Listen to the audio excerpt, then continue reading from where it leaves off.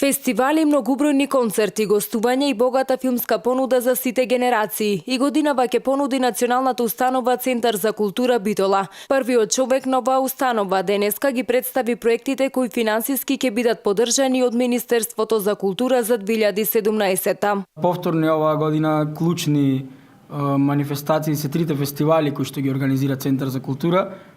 Тоа се фестивалот на монодрама.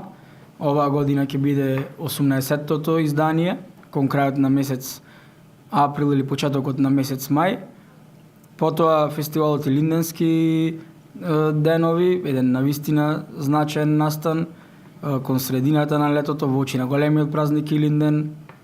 Стандардните датуми со атрактивна програма како и претходните години и фестивал на музика од светот кој што веќе се станува традиционален и многу очекуван кај битолската публика. Од сценско-музичката дејност Центарот за култура Битола и годинава ќе понуди неколку настани и гостувања, меѓу кои традиционалниот велигденски концерт на културно-уметничкото друштво Танец, гостување на операта и балетот при Македонската опера и балет, исто така од страна на Министерството за култура.